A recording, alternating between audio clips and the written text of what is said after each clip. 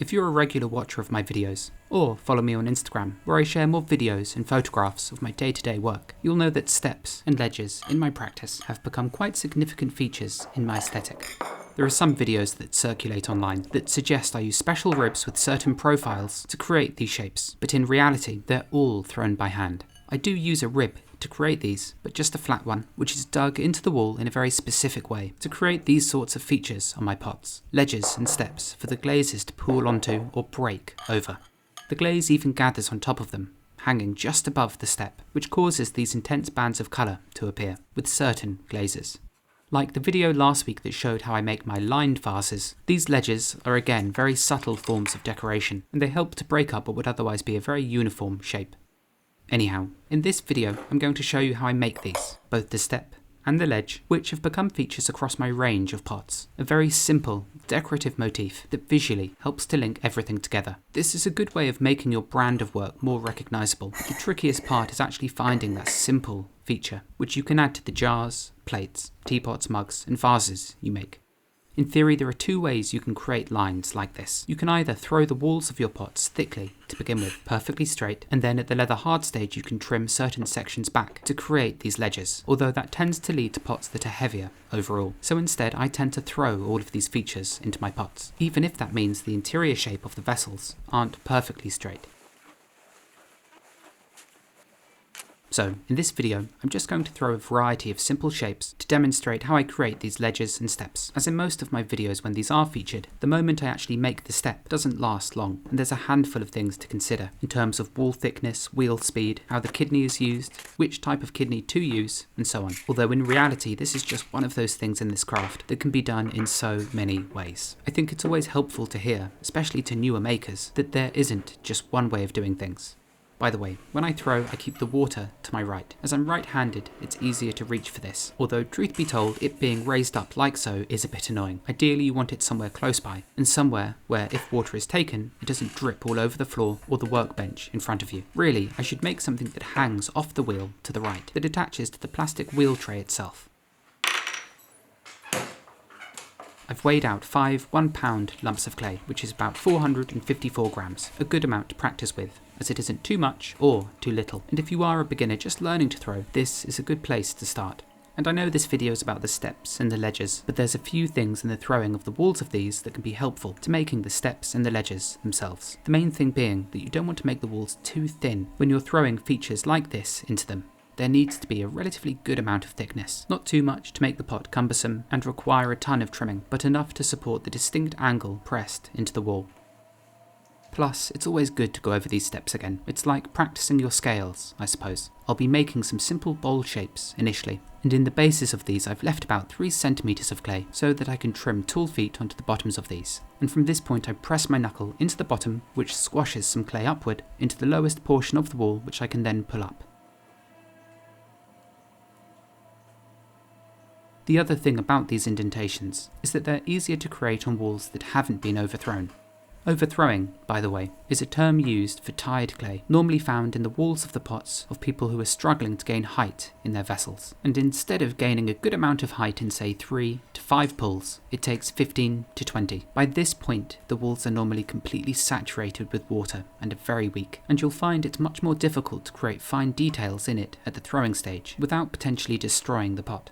The fewer pulls you do, the less saturated the clay is, and therefore the stronger it is, meaning it holds its shape better. Equally, if you do find what I'm going to show you tricky, you could try working with firmer clay, as whilst it may be trickier to centre, harder clay does hold its shape better. So, the rough shape has been thrown, and the first thing I'm going to do, as this indentation process tends to cause the rim to splay out a tiny bit, is collar the rim in so it's sloping slightly inward. And before I actually get to making the indentation, I should mention that in terms of wheel speed, I'm actually going quite quickly for this step. As the faster you go, the more rotations there are, the quicker the material passes by the metal kidney I'll be using, and thus the more even the indentation is. I see lots of people working a bit too slowly on the wheel, to the point where it's almost a bit detrimental. The The first indentation I'm going to make is a ledge, not a step. I glide the metal on the surface, I'm not pressing it in, and then I'm going to push the clay out from the inside against the metal edge. The last thing you want to do is jam the piece of metal into the spinning wall. Instead, the material is being pushed out against it. This imparts a lot less pressure on the vessel as a whole, whereas if the metal is simply dug into the wall harshly, you're just asking for the clay to catch and for the entire pot to be torn apart. I then scrape off the rest of the slip on the portion above, and then I can tidy up this ledge using the flat portion of this metal kidney, but I'm careful from this point on not to press the metal into the very corner, as it is slightly thinner there, so this is our weak spot, meaning you don't want to fuss around with it too much. It's better to do any alterations hereafter at the leather hard stage. Here's creating that ledge from another angle, so that you can more clearly see what my hands are doing from the inside. I begin by scraping away a majority of the slip, and I make sure the portion of the tool I'm going to press into the pot has been slightly dampened. The blade then rests on the surface of the clay, and then my fingers on the inside push the rim out. If the line isn't too crisp underneath, you can go over it, just be really careful. Again, it's just easier to do any proper adjustments after the clay has dried out and becomes much stronger. You'll find that doing this often causes the rim to undulate a tiny bit, and again this is something you can either get rid of here, like I'm doing with the turning tool, or you can use a potter's needle or a wire, or simply wait to the leather hard stage when there'll be less risk. How the rim is levelled at this stage is again one of those things that every potter does differently. I then use a chamois leather just to compress and smooth the edge, which I drape over the rim and use gently, as if you press too firmly down with it, the piece's shape could be altered, especially where that weakness in the wall has been created. The same scraper is used to neaten up the bottom, specifically to remove any slip down there, as I want to make a surface that's relatively dry, as this will make lifting it off the wheel easier. I lift and spin in the same motion, breaking the slightly sticky seal there normally is. Okay, let's throw another one, this time a step. And again, in terms of speed for the centering, I'm making sure to spin the wheel quickly, as the more rotations there are, the more my movements affect every part of the walls. Now the thing is with this indentation is that with a shape like this, as it's wide and relatively weak, the initial mark is made with my fingertip. It's dipped in water and then I lightly press it into the wall, and my fingertips on the inside are supporting it. They provide some sort of brace and prevent the wall from ever collapsing inward. And with the basics of the step created, I can then neaten both the horizontal and vertical planes by scraping away the slip.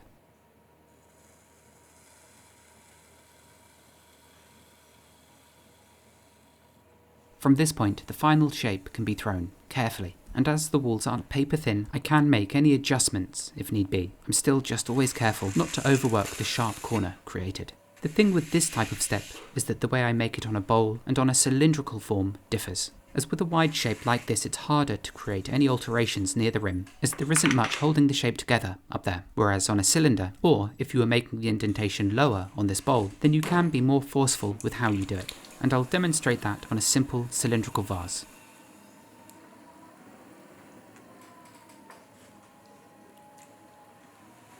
This piece is centered the exact same way as the others, but it will be opened up differently, with a much wider base and a thin floor, which also means the initial centered shape I'm aiming for is lower and wider as compared to those that were formed into bowls.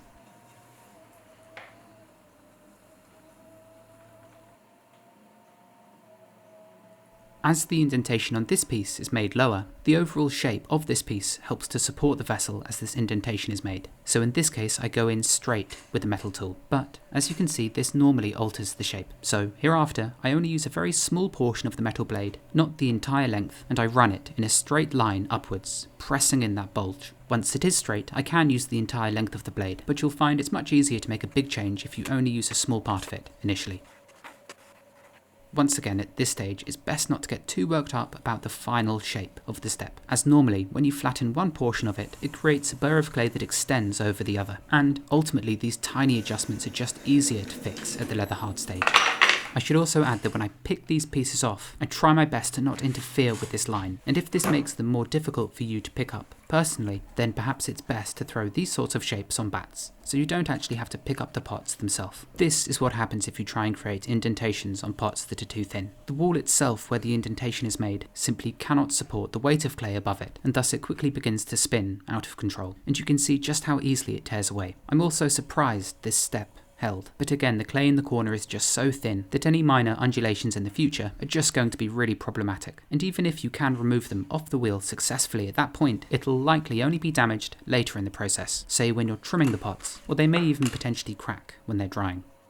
It's also worth knowing that you can use any sort of rib to do this, and in a way, a metal kidney is potentially the hardest one to use. For instance, these plastic kidneys have much smoother edges, so whilst they don't scrape away slip quite so easily, they'll work just as well for creating these indentations. So if you want to try and throw features like this in your pots, I'd recommend starting with one of these. They're the most beginner friendly, I think.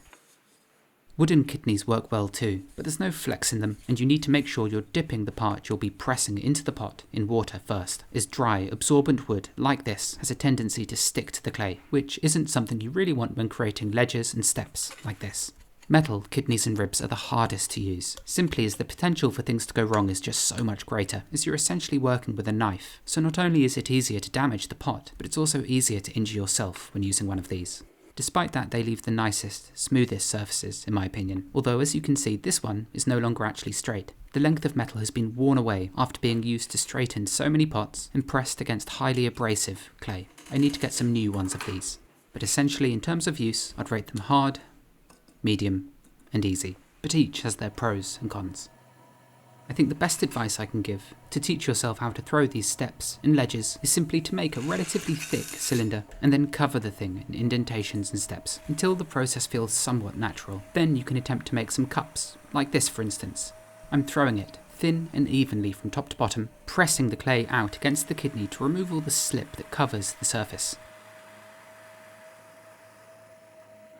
I then dip the edge of the tool in water and press it into the wall, my fingers on the inside supporting it, so there's some resistance from the inside.